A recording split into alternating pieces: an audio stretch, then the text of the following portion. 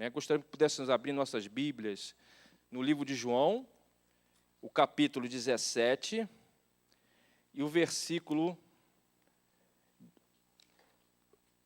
do versículo 14 ao 23. O livro de João, capítulo 17, versículo 14 ao 23.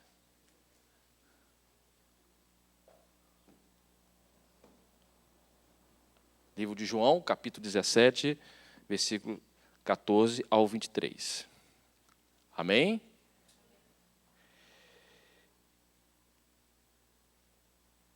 Deles a tua palavra, e o mundo os odiou. Porque não são do mundo, assim como eu não sou do mundo.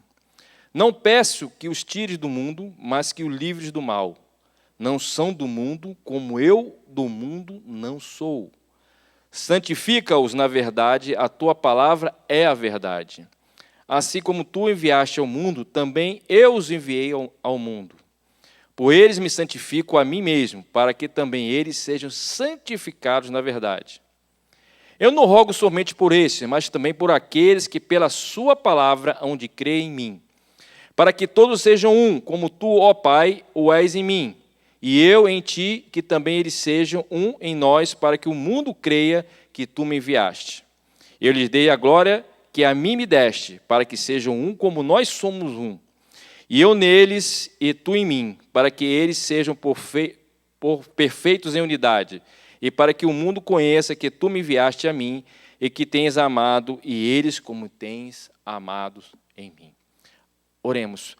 Senhor nosso Deus, agradecemos, Pai, por essa oportunidade de estarmos aqui reunidos neste lugar, Senhor, para primeiramente adorar o Teu nome, para agradecer, Senhor, pelas Tuas bênçãos maravilhosas, pela Sua palavra, Senhor. Lhe pedimos, Senhor, neste momento, Senhor, que o Senhor possa falar em nossos corações, Pai. Atinja cada um aqui que esteja presente, Senhor, com a Sua maravilhosa palavra, Pai, com o seu entendimento. Que possa trazer a palavra que não queremos, mas a palavra que necessitamos ouvir, em nome de Jesus, Pai. Te agradecemos, te louvamos. Amém. Aleluia. Irmãos, é interessante que esta palavra, ela trata praticamente da oração final, das últimas recomendações que Cristo estava passando para os seus discípulos, que dali em diante eles teriam a árdua missão de levar a palavra e o ensinamento de Cristo para todo o mundo conhecido daquela época. É interessante que ele fala que nós estamos no mundo, mas nós não somos do mundo. E essa diferença ela é muito importante, estar e ser, né? É um verbo muito interessante no nosso idioma, né? Ser e estar. Quer dizer, quando eu sou, eu pertenço. Quando eu estou, ele se entona como se fosse uma temporalidade, temporal, né? Então, eu estou no mundo porque estou temporariamente no mundo. Mas quando eu sou de Cristo, eu digo, eu pertenço a Cristo. Então, nossa língua portuguesa ela é muito bonita nesse sentido, em que diferencia o ser do estar. E interessante quando ele quer dizer sobre isso, é que, apesar de nós estarmos no mundo, nós não somos do mundo. Ou seja, os valores que o mundo cultua, que o mundo rege, que o mundo tem, não são os mesmos valores que eu e você nós temos. Se nós estamos em Cristo, nós não podemos comungar com os mesmos valores que o mundo tem. Que valores são estes? E eu vou dizer sobre duas palavras muito interessantes, sobre ética e moral. Nós falamos muito lá no Brasil agora, né? Precisamos ser mais éticos, né? Na política, sermos mais éticos nosso dia a dia. E também falamos de moral, mas a moral. As duas coisas não são iguais, são muito próximas, mas não são iguais. A ética, ela é permanente, ela não muda, é imutável. A moral, não. A moral, ela muda de acordo com a oportunidade e com o tempo. Exemplo, ser ético, por exemplo, vamos fazer um exemplo do Brasil, é não roubar. Ética, em qualquer idioma, qualquer cultura, roubar, ele é condenável, independente do tempo que vai se mudando. Agora, a moral não. A moral ela vai se adaptando com o tempo. Então, por exemplo, alguma coisa que no passado era condenável, hoje, segundo a nova moral, não é mais condenável, né? Então, a moral ela vai se transfigurando de acordo com o que a sociedade vai aceitando. Deu para entender que a diferença de ética para moral? Então, isso tem muito a ver conosco, porque quando nós traçamos um caminho ético, ou seja, nós temos os valores centrados em Cristo, independente da moral que exista no mundo, nós vamos sempre estar ligados a Deus, ligados a Cristo, por estarmos crendo no que é certo. E o que vem a ser isso? É que independente do que vem acontecendo, ou que vai acontecer, ou que as pessoas pensam, ou venham dizer, nós como cristãos, nós sempre andamos na ética, olhando os nossos valores que não se mudam. Muitas vezes somos tentados a mentir, a roubar. Mas a roubar? Como que eu posso roubar? Sim, às vezes nós não sentimos, mas roubamos, às vezes, o nosso tempo, roubamos a alegria de outras pessoas, roubamos, às vezes, até a possibilidade de que outros, o nosso próximo, possa crescer. Através do quê? De palavras, de atos, que às vezes não venham a construir algo interessante. E aqui fala sobre isso, né? Que nós fala sobre que nós estamos no mundo, mas não somos do mundo. Ou seja, nós não podemos ter as mesmas ações e atitudes que as pessoas do mundo têm. Nós somos diferentes. Cristo fala lá no livro de Mateus, no Mateus 5, quando fala sobre o Sermão da Montanha, ele fala sobre sal e luz. Sal naquela época, é interessante que sal naquela época era moeda, dinheiro, riqueza. Tanto é que os soldados romanos, os soldados daquela época, recebiam o seu salário em sal. Daí vem o nome soldo, né? Porque recebe sal e recebiam o salário, parte do sal, porque era uma riqueza. Ele fala sobre sal e luz. Por que se fala dessas duas coisas? Primeiro, o sal. O sal é riqueza. E também serve para tirar o gosto diferente do alimento, dar um gosto diferente ao alimento. Então, quando ele fala de sal, é porque nós somos o sal da terra. Ou seja, nós damos um gosto diferente às coisas que não são agradáveis da terra. Entenderam para entender? Nós damos um gosto diferente. Como damos um gosto diferente?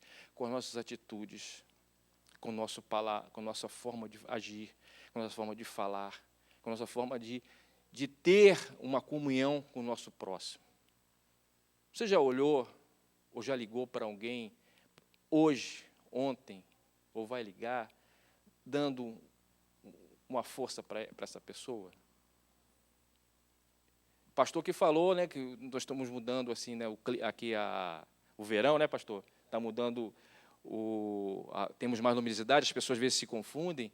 Mas será que nós temos o tempo de pegar um telefone, ou até o WhatsApp, ou outro que for, mandar uma mensagem de encorajamento para essa pessoa, para o nosso próximo, para alguém que a gente sentimos falta aqui agora no culto, e mandarmos essa mensagem? Nós temos que fazer isso que nos diferencia, né? Eu acho que todos aqui têm WhatsApp, né? Ou não? Sim, né? Todos aqui têm, pelo menos temos telefone celular, né? Recebe mensagem, né? Então, eu recebo, por exemplo, 30, 40 mensagens dia. Se eu pegar dessas 30, 40 mensagens dias, acho que tem 2 ali que se salvam. Os outros é tudo porcaria, né? Dizendo coisa ruim sobre o Brasil, falando besteira e etc. Então, se nós usarmos o nosso tempo para transmitirmos coisas boas, nós já estamos sendo sal da terra. Nós estamos salgando aquelas pessoas que precisam ouvir, escutar um abraço. Por isso que Jesus fala ali sobre nós não somos do mundo. Essa primeira parte da palavra, nós não somos do mundo. Estamos no mundo, mas não somos do mundo. O sal. E a luz? Imagine todos aqui em um ambiente escuro e se acender aqui uma vela, lá no final. O que nós vamos fazer? Nós vamos se guiar, né, para ir em direção àquela vela, né, porque está tudo escuro. Creio eu que ali naquela vela deve ter alguma coisa que possa nos guiar para uma saída. E é assim que nós somos. Nós vivemos numa escuridão, apesar de termos hoje o sol aí, né, mas o mundo vive uma escuridão de valores, de amor, de paz. E nós somos a luz. Nós somos essa vela, essa luz que se acende na escuridão e que leva você a se guiar para ela. Qual foi o grande sucesso do cristianismo? Eu não sei qual é a onda da globalização que vivemos hoje. Né? Hoje vivemos uma onda da globalização. Mas a primeira onda da globalização foi o cristianismo. Vocês sabiam? A primeira onda de globalização no mundo foi o cristianismo. Por quê? Primeiro, ele saiu de um lugar que não tinha muita significância, ali, hoje, que é a área de Israel, e utilizando todo o aparato romano, se expandiu para a Europa, norte da África e para a Ásia. Essa foi a primeira onda do cristianismo. E usando também um idioma que era o comum naquela época, era o grego, né? O idioma que se falava, que usava, como hoje é o inglês, né? Nós aqui usamos o inglês para se comunicar em qualquer parte do mundo. Você vai na Alemanha, você vai na África, você vai em qualquer lugar do mundo, você utiliza o idioma inglês, né? Nós aqui utilizamos o idioma inglês. Naquela época era o grego. Tanto é que o Novo Testamento ele é todo em grego. Então, dizendo o idioma daquela época, ele se expandiu por ali. Mas o mais importante dessa expansão é que Jesus, ele simplificou o acesso ao Pai. Ele simplificou o acesso ao Pai. Isso é a coisa mais interessante. Como que ele simplificou o acesso ao Pai? Quando você dobra os seus joelhos e você usa o nome de Jesus, você já está fazendo o acesso ao Pai. Nós hoje, em qualquer lugar, aqui, nas nossas casas, no nosso quarto, nós podemos simplificar esse acesso. Jesus simplificou esse acesso. Então, naquela época, as religiões, né, até próprio judaísmo, você tinha que levar ao templo a sua oferta para sacrifício, para que você pudesse ter, e só tinha uma pessoa que tinha acesso ao Pai. E agora nós, por intermédio de Jesus, temos acesso ao Pai. A outra situação que Jesus fez nessa parte da globalização, e que nós estamos aqui dentro, foi diminuiu, né, condensou os mandamentos. Claro, ele não dispensou nenhum. Ele só usou 2 mandamentos, que é amar a Deus sobre todas as coisas e ao próximo como? A si mesmo. Então, quando você ama a Deus sobre todas as coisas e ama seu próximo como a si mesmo, você já está cumprindo todos os demais mandamentos. Porque quando você ama, você não rouba, você não quer matar, você não quer adulterar, e etc, etc. Então, essa simplificação foi importante. Mas o mais importante ainda foi da unidade. E o que vem a ser unidade? Quando falamos de nós somos, né, até falamos aqui, cantamos aqui, louvamos ao Senhor, nós somos um. O que vem a ser unidade? Nós somos unidade aqui, né, como igreja? Sim ou não? Sim. Sim. Somos ou não? Sim. Sim, nós somos uma unidade. Por quê? Quando nós temos mesma visão, a mesma linha de pensamento, e temos a crença no mesmo Deus, nós somos um. E é importante sermos um, porque quando somos um, nós sentimos falta daqueles que não estão nesse momento aqui conosco. Seja por qualquer motivo, trabalho, viagem, etc. Mas quando nós sentimos falta, aí nós estamos empregando a unidade. Já viram aquele filme, eu não sei qual é o nome aqui nos Estados Unidos, né, em inglês, mas é O Gladiador. Já viram esse filme, Gladiador? Viram, irmãos, o Gladiador? Alguém viu esse filme? Amém? Então, existe um momento que eu gosto muito desse filme, né? Existe um momento que eles estão entrando na arena, todos eles estão entrando na arena, e estão de frente a uma porta. E naquele momento ia sair alguma coisa que não era legal daquela porta, com certeza. E o gladiador, né, você dizer, o centurião romano, que ele foi ex-oficial romano, diz o seguinte: só temos uma chance de sair vivos daqui. Uma chance. Não é quer dizer que nós vamos sair vivos. Se nós estivermos unidos, aqueles que se unirem, nós vamos conseguir tentar sobreviver ao que vem pelaquela porta. Mas se nós não se unirmos, nós vamos perecer. E o que acontece em seguida? Muitos se unem, mas nem todos escutam o que ele fala, ou querem seguir o que ele falou. E se unem, se juntam, e quando abre a porta, né, vem o que tinha que vir mesmo, a ação do inimigo ali em relação a algumas bigas, algumas carruagens romanas, né, arqueiros e tudo mais, e aqueles que estão unidos, uns ou outros são feridos, mas conseguem sair vivos ou conseguem sobreviver àquele holocausto. E aqueles poucos que não estão juntos, logo são os primeiros a sucumbir. Isso é unidade também. Unidade quando nós temos a mesma linha de pensamento, a mesma visão, mas é quando estamos juntos, quando nós pegamos o nosso próximo e puxamos para junto de nós, para que possamos sobreviver. Então, assim que nós temos que viver unidos. União.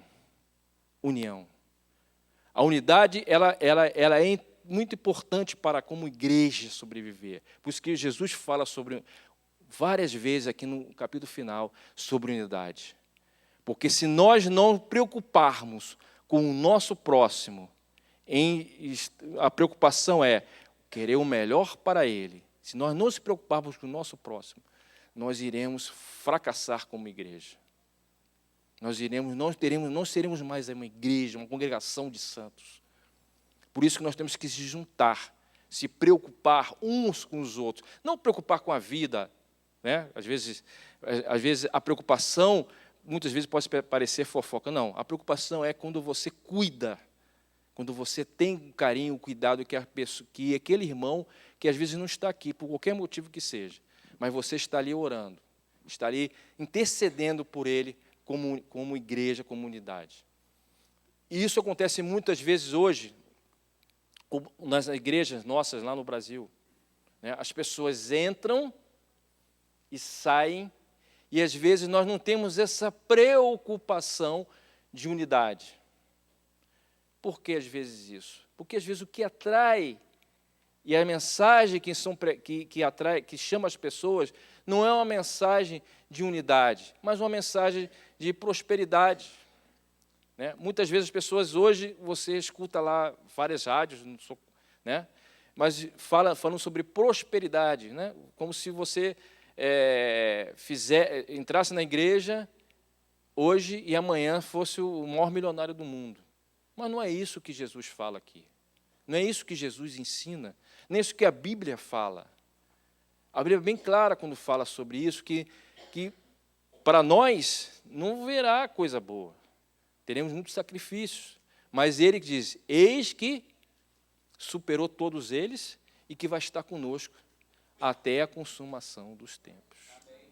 Então, o mais importante como diz aqui, buscando os louvores, os hinos que foram cantados aqui, é quando Cristo está no barco, tudo vai bem. Ué, como assim tudo vai bem? Cristo está no barco, tudo vai bem. Mas mesmo que haja tempestade, mesmo que as ondas batam no barco, mesmo que o barco balance, mas quando você tem paz, tem Cristo no barco, pode o barco balançar, pode o tempo mudar, pode as ondas baterem, pode o barco querer afundar, mas você estará em paz.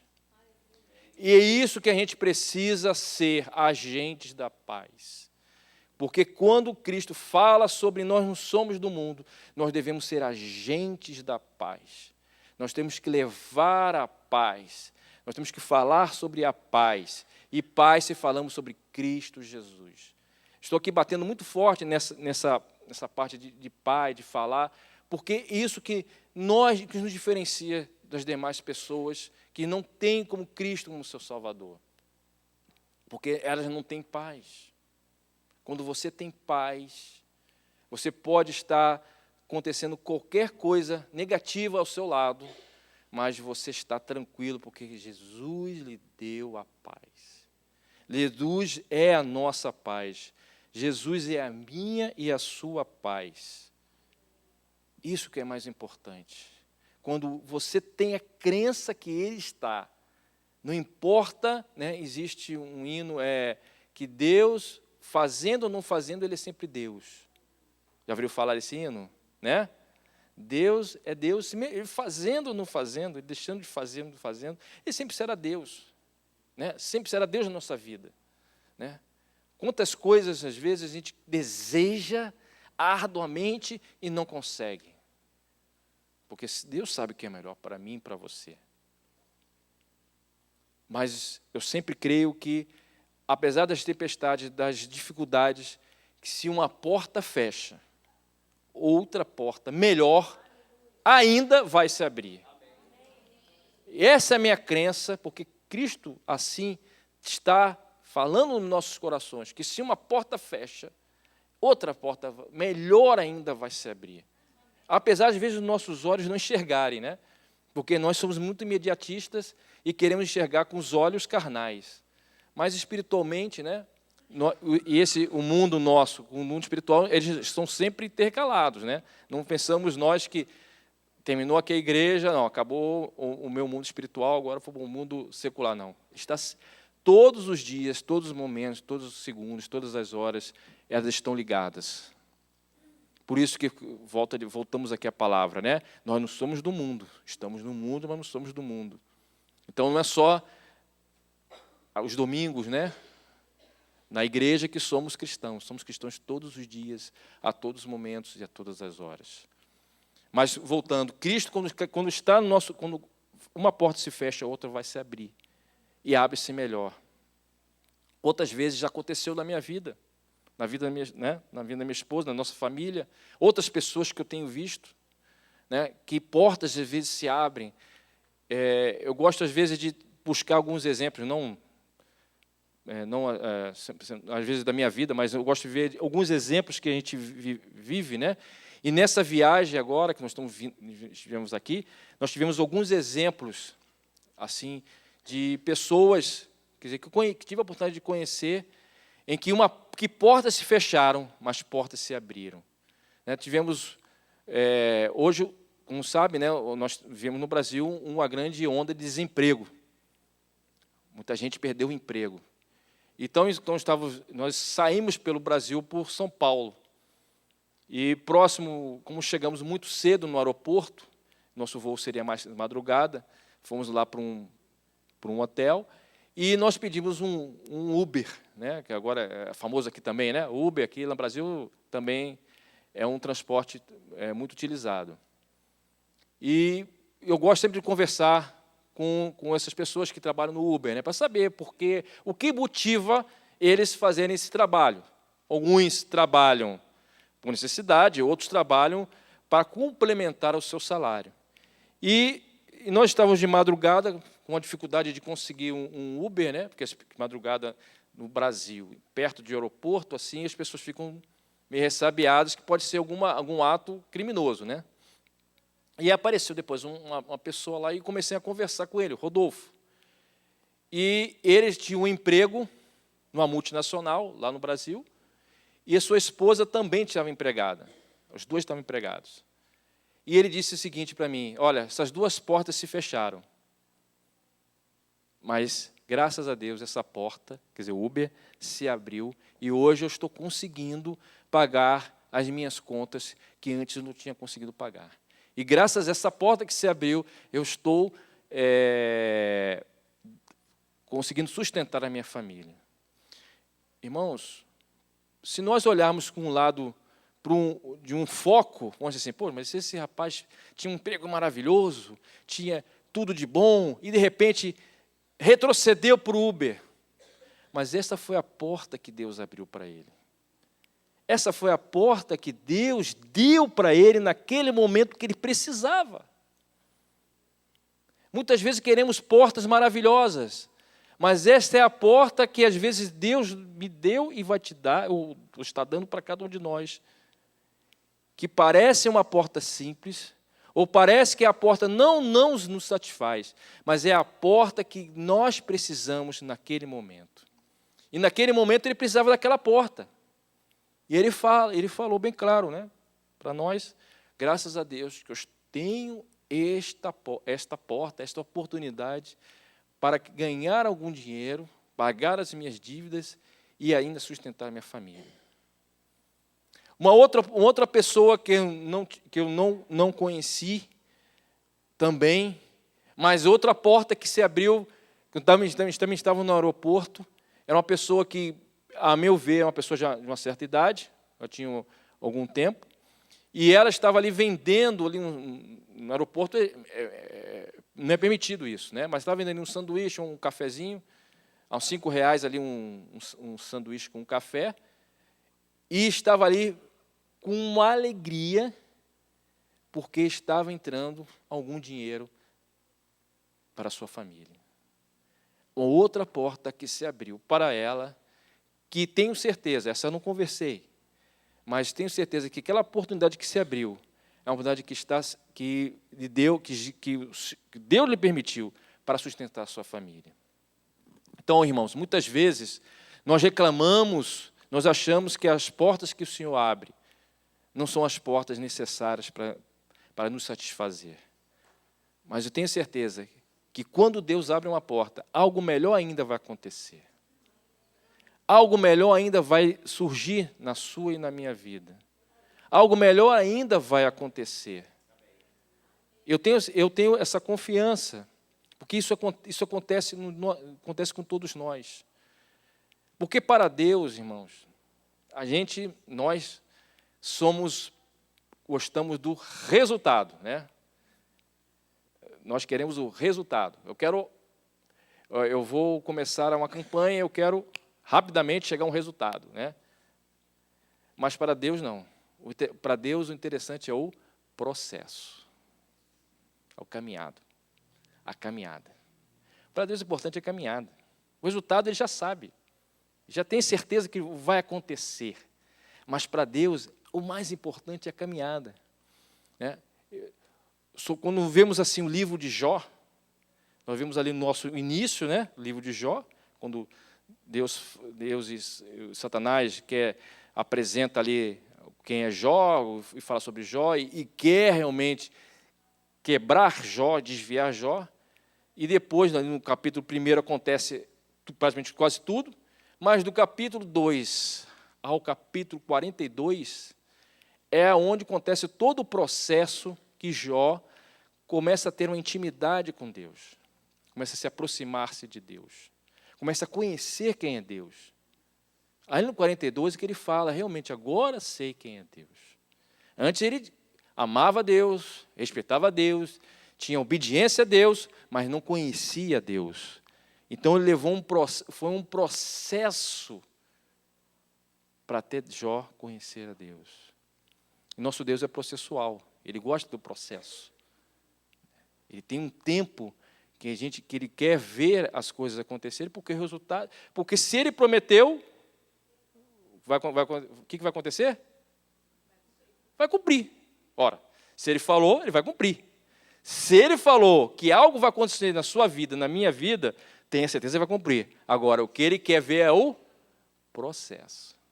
É o nosso caminhar para que chegue ao resultado. Esse que é a parte mais importante para Deus, né?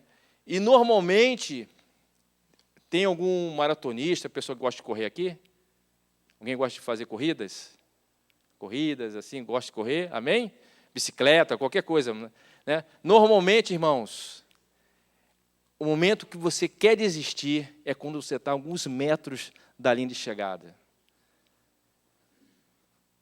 Aquele pessoal que faz atividade física, né, gosta de correr, né? Nós corremos, fazemos algumas corridas, e quando você está praticamente quase chegando, é o momento que você quer desistir. Quer desistir. E é isso que às vezes acontece nas nossas vidas. Quando nós estamos próximos da linha de chegada, às vezes desistimos da vitória que o Senhor tem reservado para nós, para aquilo que de melhor que tem reservado para nós. Deus sempre reserva o melhor para nós, apesar de às vezes nós não enxergarmos que é o melhor, mas Ele reserva o melhor. Se você hoje está aqui, nesse país, é porque o Senhor reservou o melhor para você, aqui nesse país. Se você saiu do Brasil, você veio aqui, você tem a certeza que Deus permitiu você estar aqui. E se Ele permitir você estar aqui, é porque está abençoando você neste lugar.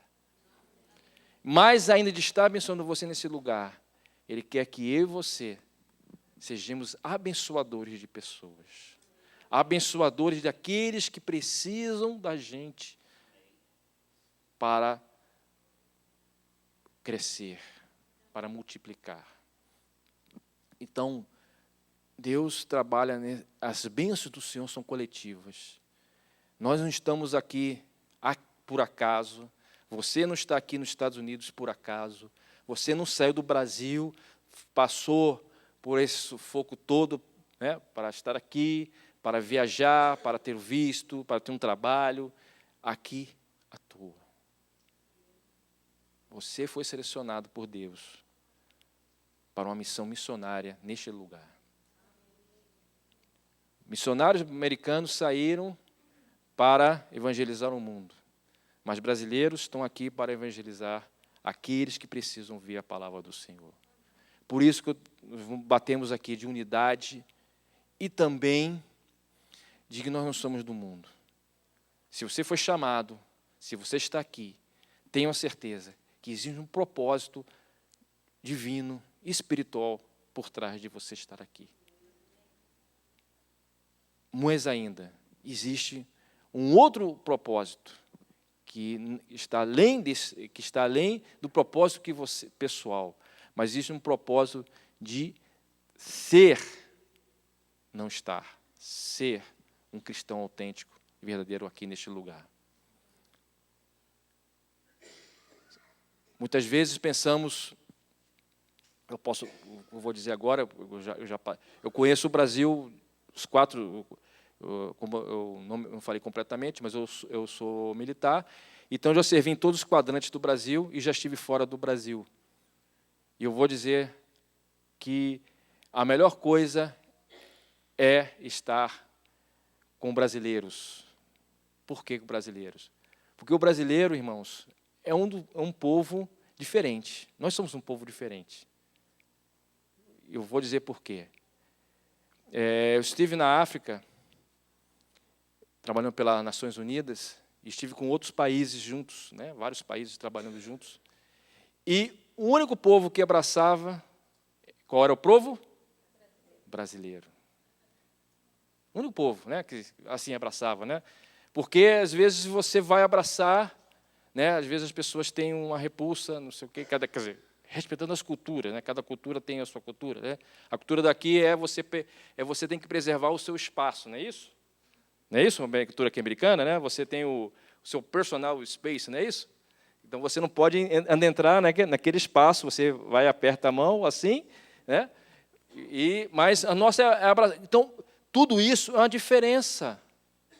Então por isso, irmãos, que você está aqui nesse lugar, para você fazer a diferença, para você transmitir o amor, transmitir a paz, ser um instrumento de paz e amor. Então nós vimos isso lá na África e sempre que havia algum problema porque a África ele é um continente altamente instável e altamente volátil, né? As pessoas lá de manhã podem sorrir para você e à tarde podem querer te matar, né? Não sei se alguém já foi na África. Então, lá tem essas variações, né? Mas quando vem que você tem a bandeira do Brasil, opa, você é diferente. Opa, esse aqui não vamos fazer mal. Quando você usa a camisa do Brasil, né? Amém. Aí já te associam com o Romário, com o Ronaldinho, e aí, né? as coisas, até para o Pelé, né? Até o Pelé, então as portas vão se abrindo. Estou falando isso, irmãos, porque nós somos diferentes. Se você está aqui nos Estados Unidos, é para realmente ser um embaixador, não só do Brasil, claro, mas ser um embaixador de Cristo aqui nesse lugar. E ser embaixador de Cristo naqueles lugares, nós somos diferentes. E por sermos diferentes, nós atraímos as pessoas. E quando atraímos as pessoas, pela essa nosso amor, nossa forma de agir, é muito importante. Por sermos brasileiros, nesse sentido, dessa forma nossa de agir, de atender as pessoas. Por fim, nós vivemos lá no Brasil uma situação hoje política muito instável, né? Quem acompanha aí pela internet, pelas notícias, né? Mas eu vejo essa situação que nós vivemos, uma situação maravilhosa. Vocês vão achar que eu sou louco, né? Mas por que eu vejo uma situação maravilhosa? Porque as coisas estão mudando. Deus está mudando o Brasil. Deus está tirando tudo que não pertence ao Brasil, não pertence ao nosso povo, não pertence a um povo cristão, fora. Está mostrando ali nu e cru, e que gente que se dispõe a colocar-se na brecha, estão se colocando na brecha. Juízes, promotores, delegados da polícia, estão ali se colocando na brecha, são homens cristãos também, né? O juiz, por exemplo, o juiz Moro, ele é diácono da Igreja Batista. Né? E por que isso? Por que estou falando isso? Porque essas pessoas que estão se colocando na brecha, irmãos, lá no Brasil, já investigaram todo o passado dele. Todo o passado, para colocar alguma coisa podre e mostrar e denegrir. E não encontraram nada. Por quê? Aqui. Estão no mundo, mas não são do mundo. São cristãos ali verdadeiros que querem fazer a diferença. Querem mostrar a diferença para o Brasil. Então, eu vejo tudo isso como positivo, porque as coisas estão mudando no Brasil, e isso, apesar de pagarmos um preço, igrejas estão começando a dobrar os seus joelhos, orar para que o Brasil mude.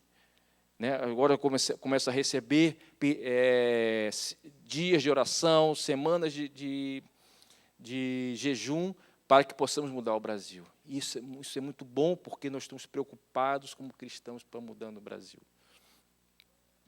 Isso é importante para nós, como brasileiros, importante para nós, aqui que estamos aqui também nos Estados Unidos, né?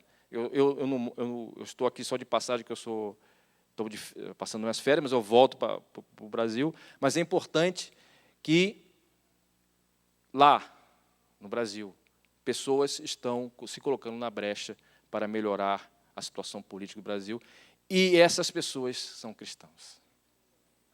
Então, temos que orar para aquelas pessoas que estão ali, colocando a sua vida em jogo, se debruçando em perigos, porque quando você desafia o mal não vai deixar barato. Então, temos que orar para eles, temos que estarmos aqui também, sempre nas suas orações, orem para aquelas pessoas que estão ali se debatendo, colocando suas vidas em risco. E queremos dizer também, finalizando, que somente há um caminho, apesar de todos disserem, né? Existem vários caminhos, mas o único caminho que possa levar a Deus é Jesus Cristo. O único que pode ser aquele que vai interceder junto ao Pai é Cristo Jesus. Ele é o único que pode nos dar acesso ao Pai. Muitos falam que existem vários caminhos, existem várias formas, mas somente Jesus Cristo é o único caminho, porque Ele é a verdade e a vida. Se hoje alguém aqui entrou aqui, às vezes achando, por exemplo, que nenhuma porta se abriu para você, que você está aqui hoje, perdeu as suas esperanças, ou você acha que ainda ninguém te ama, eu quero dizer o seguinte, que Jesus te ama. E que a pessoa que está à tua direita, ou à tua esquerda, à tua frente, à tua retaguarda, também te ama, assim como nós te amamos também. Porque Cristo, Ele se revela a cada um de nós, pelo nosso irmão que está à nossa frente, nossa retaguarda, nossa direita e nossa esquerda. E essa agora é uma oportunidade para você publicamente, aquele que ainda não aceitou a Cristo como seu Salvador, está em dúvida, ou que está fora dos seus caminhos, não, eu saí dos caminhos do Senhor. Esta é a oportunidade agora de você dizer publicamente, aceitar a Cristo como seu Salvador. Ou voltar para os seus caminhos, ou querer estar de novo congregando com Cristo Jesus. Porque não é a igreja que salva, não é o pastor Miguel que salva, não sou eu que salvo, não é o seu irmão da frente da retaguarda, do lado que salva, mas somente Cristo pode salvar. E esta é uma oportunidade que se abre, e todas as igrejas fazem esse apelo, porque o que eu falei aqui, ok, os louvores e orações são muito bons, mas o que dá alegria aos céus é quando há salvação na terra. Então é isso que dá alegria, né? Quando o Senhor enfatiza, né, que há uma festa no céu, quando o Senhor fala sobre o voto do filho pródigo, é porque ali naquele momento a salvação alcançou aquela vida. Se alguém estiver aqui hoje que não está ainda com esse sentimento de salvação, que não confessou a Cristo Jesus, ou que está assim, vem aqui ver como é que a igreja... Esse momento é agora. Levanta sua mão. Nós queremos orar por você. Se alguém hoje está aqui, ainda que deseja aceitar Cristo Jesus como seu Salvador, ou já aceitou a Cristo, mas está afastado dos seus caminhos, possa vir aqui à frente. Por favor, possa vir aqui à frente. Queremos orar, por favor. Irmãos, uma salva de palmas, por favor.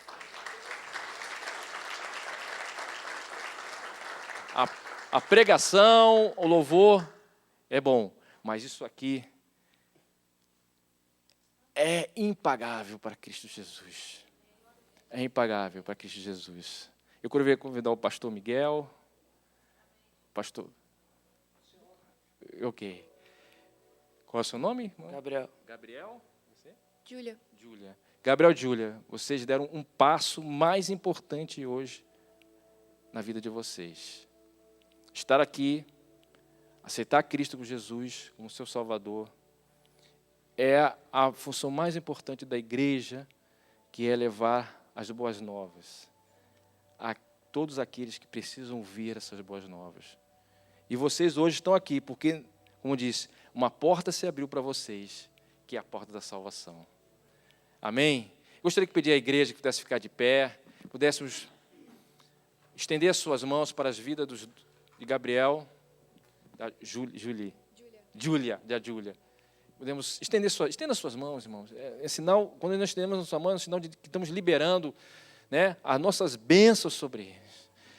Oremos. Senhor nosso Deus, nosso Pai, muito obrigado, Senhor, pela vida de Gabriel e de Júlia, Senhor, que nesse momento aqui, Senhor, tomaram a decisão mais difícil da sua vida e andar os metros mais longos da sua vida em vir aqui, Senhor, e aceitar com Cristo como seu único Salvador. Queremos agora também, Senhor, dizemos que somos cúmplices desse amor, Pai. Cúmplices, Senhor, Pai, dessa decisão, e que nós agora temos com a responsabilidade, Senhor, dessas duas vidas, Senhor, de orarmos, Senhor, de estarmos, Senhor, na brecha por eles a todos os nossos dias, nossas vidas, Senhor.